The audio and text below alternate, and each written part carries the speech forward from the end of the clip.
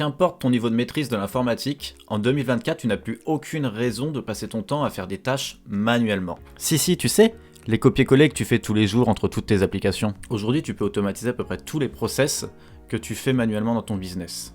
Alors ok, c'est pas le moins cher, mais il a le mérite d'être facile à prendre en main et d'avoir le plus grand nombre d'applications qui y sont connectées.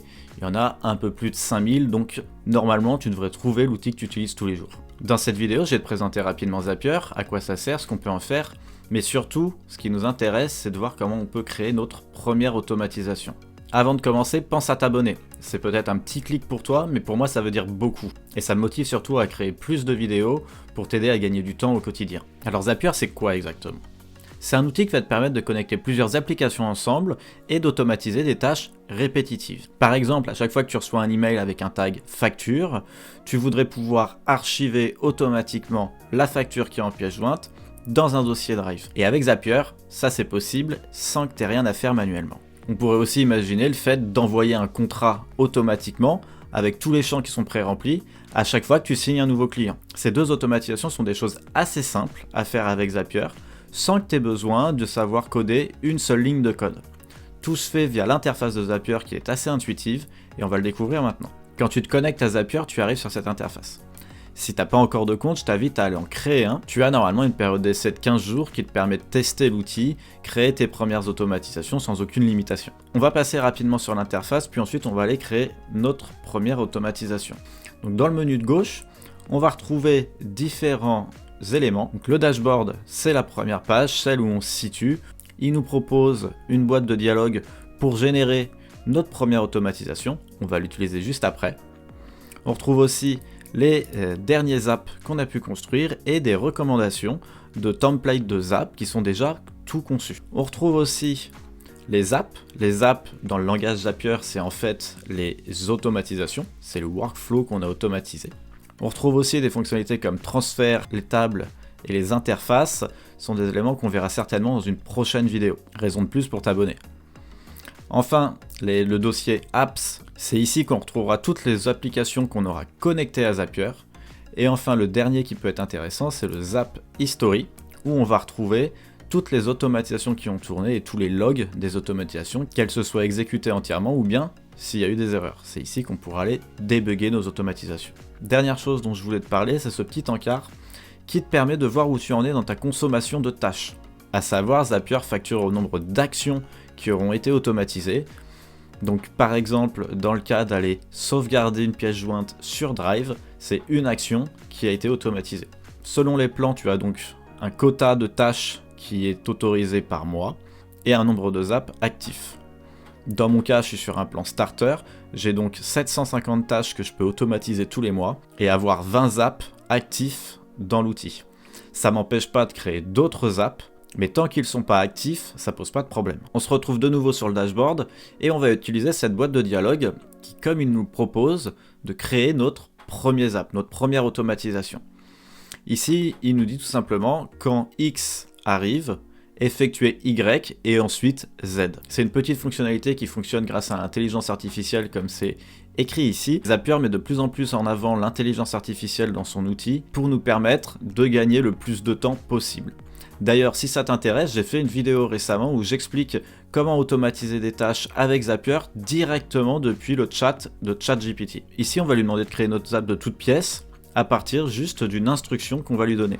Donc, par exemple, quand je reçois un lead depuis un formulaire, lui envoyer un email de bonne réception.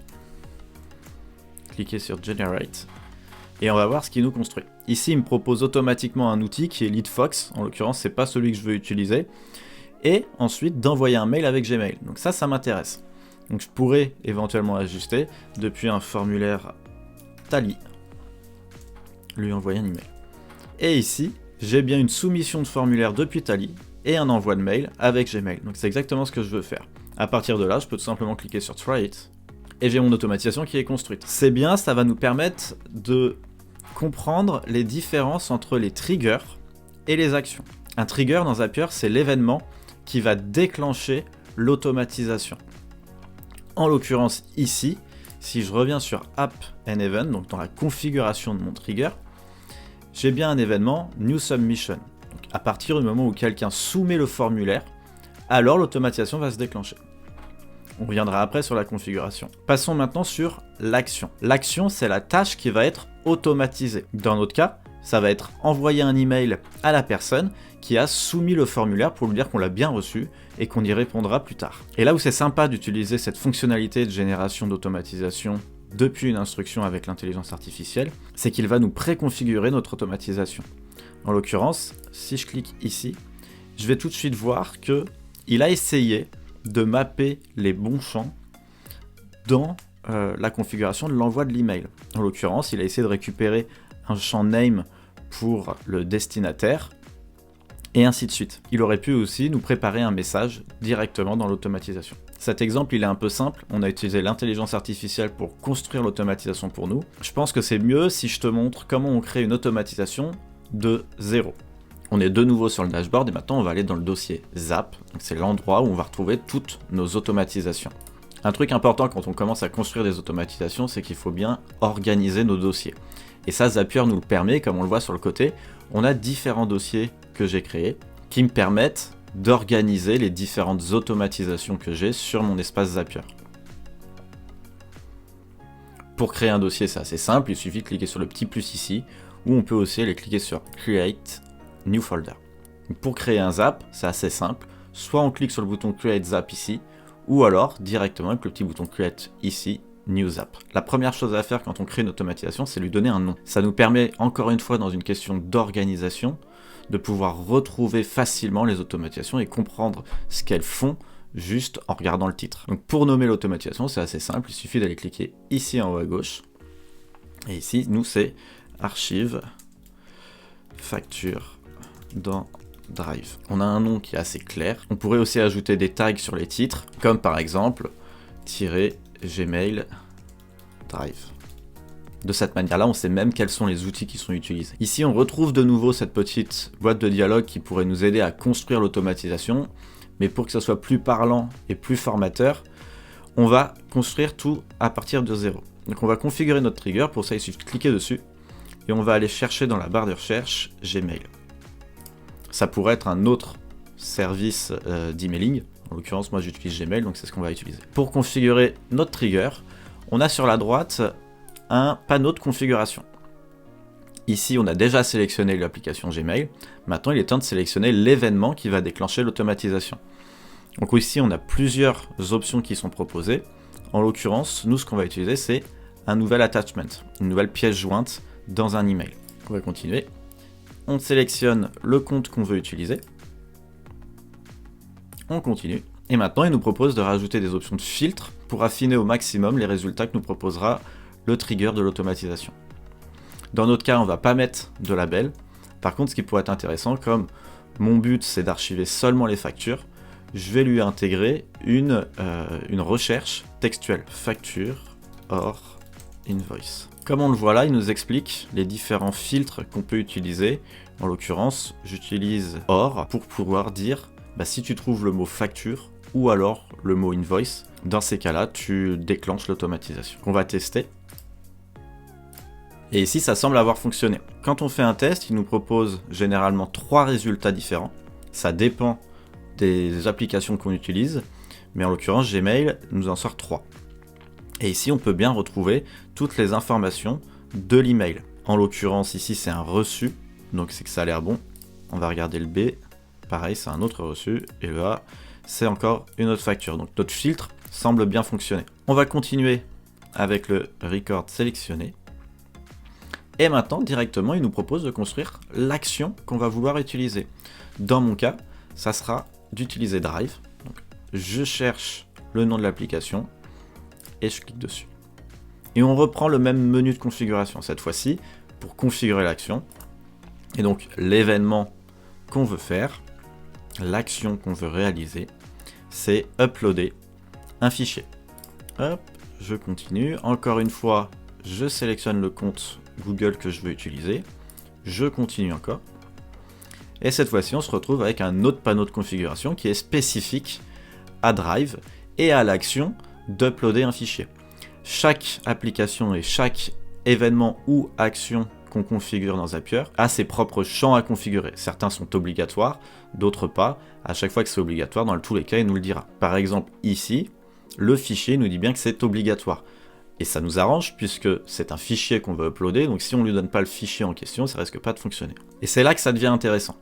On va pouvoir utiliser des variables qui proviennent des actions précédentes ou des triggers précédents. En l'occurrence, il n'y a toujours qu'un seul trigger, mais il pourrait y avoir plusieurs actions qui sont effectuées, qu'on peut réutiliser au fur et à mesure dans notre automatisation. Dans notre cas, pour l'instant, on n'a qu'un seul événement qui nous fournit des variables, c'est notre trigger. Et ici, quand je clique dans le champ, ça m'ouvre à chaque fois une boîte de dialogue dans laquelle je peux retrouver toutes les variables du trigger ou des actions précédentes. Ici, ce qui m'intéresse, c'est d'uploader le fichier, et en l'occurrence, c'est cet élément-là que je vais vouloir mapper. Donc si je clique dessus, directement, la variable va être ajoutée dans le champ. On va continuer notre configuration. En l'occurrence, moi, je voudrais stocker ce fichier dans un dossier en particulier. Donc il me suffit d'ici de sélectionner dans la liste dossier. Et alors là, c'est un peu différent, puisqu'en fait, il va être capable d'aller chercher dans mon drive tous les dossiers qui existent. Ici, moi, je vais sélectionner ce compte démo.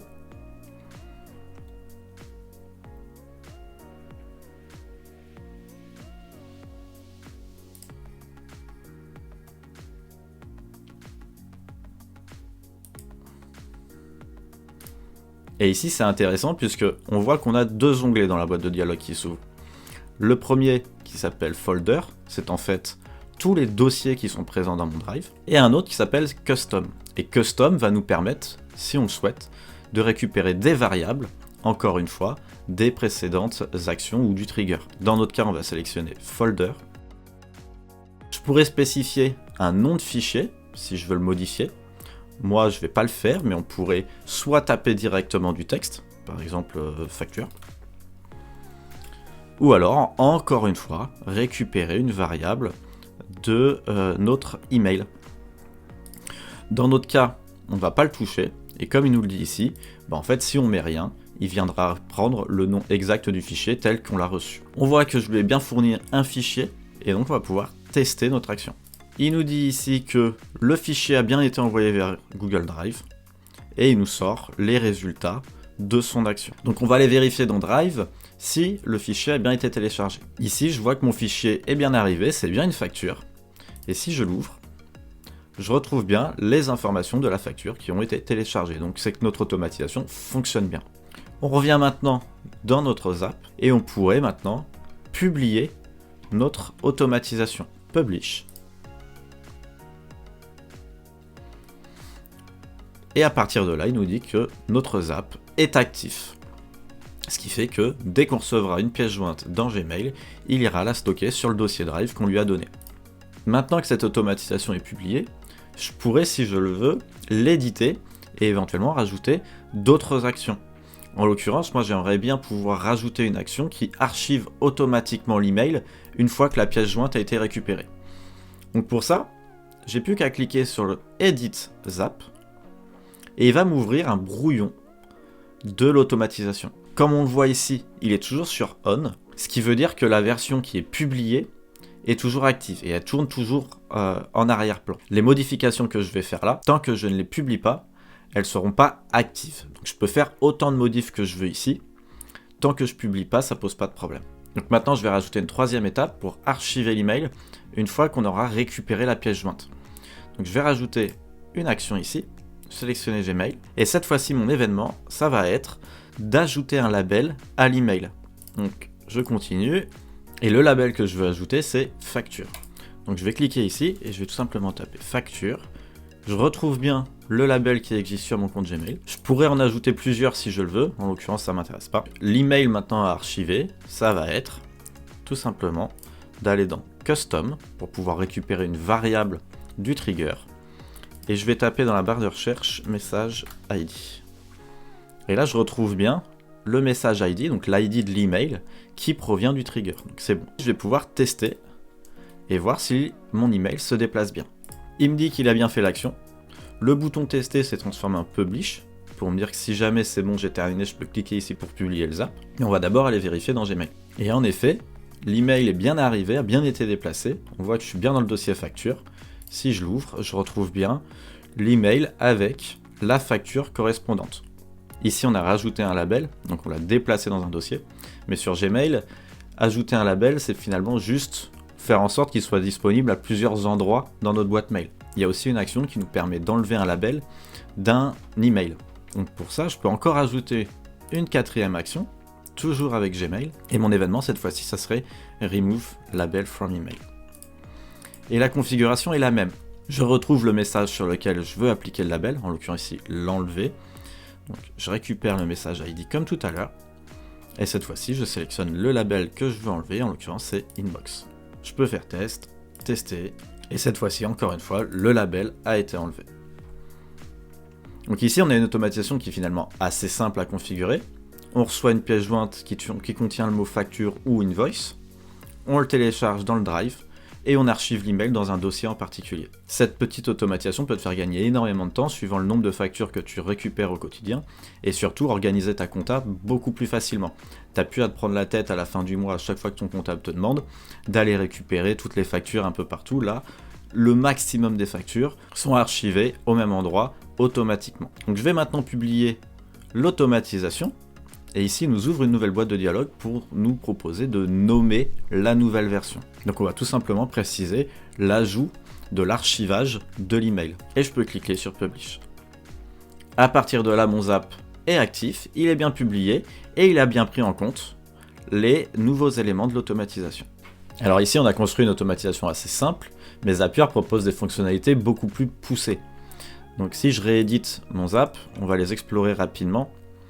Je vais rajouter une action. Et on retrouve ici, sur le petit bandeau de droite, ce qu'ils appellent les built-in tools. En fait, c'est des outils qui ont été construits par Zapier qui permettent d'aller effectuer des logiques un petit peu plus complexes dans nos automatisations.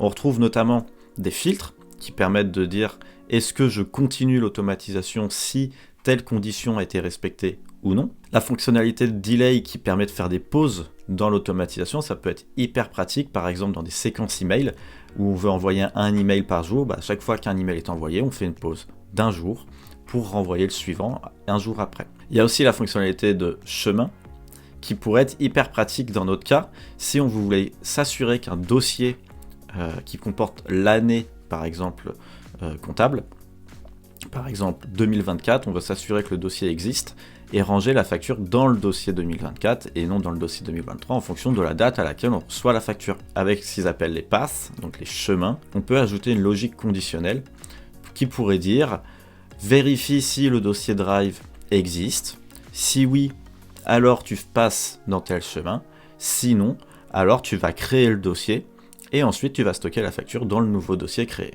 Il y a d'autres actions qui existent, comme par exemple les formateurs. On va voir qu'il y a plusieurs événements. Il y a des événements date, nombre, texte et utilities.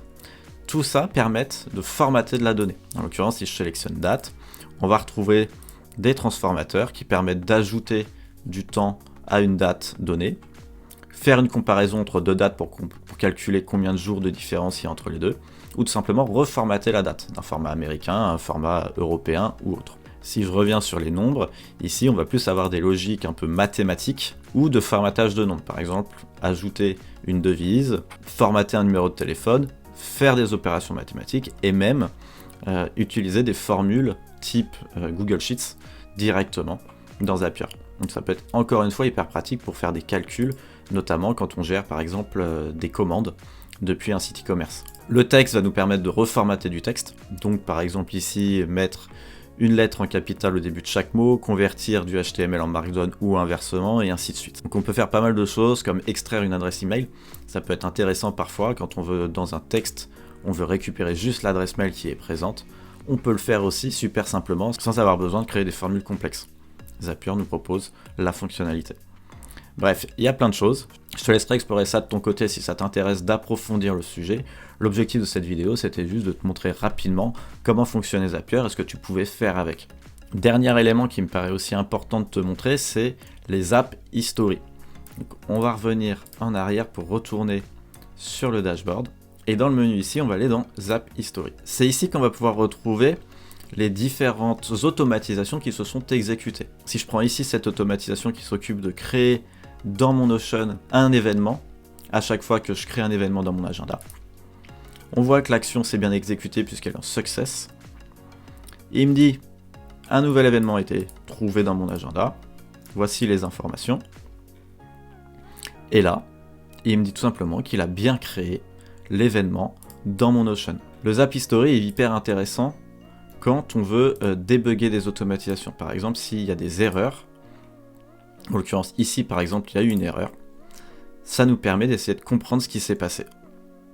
Voilà, tu sais maintenant comment fonctionne Zapier, ce que tu peux faire avec. Je t'invite réellement à creuser le sujet pour automatiser le maximum d'actions et de tâches répétitives que tu peux faire tous les jours dans ton business ou même dans ta vie perso. J'ai créé une petite formation de 40 minutes sur Zapier qui va t'expliquer un peu plus en détail comment exploiter Zapier pour créer des automatisations un peu plus complexes, et j'explore beaucoup plus les built-in tools qui peuvent t'aider à créer des logiques beaucoup plus puissantes dans tes automatisations. Si ça t'intéresse, tu peux cliquer dans la description, il y a un lien qui va te permettre d'accéder à la formation. En attendant, n'oublie pas de liker la vidéo, t'abonner et activer la cloche des notifications. C'est hyper important pour moi puisque ça me permet de faire grossir la chaîne encore plus et aider beaucoup plus de monde à gagner du temps au quotidien. Je te dis à la prochaine.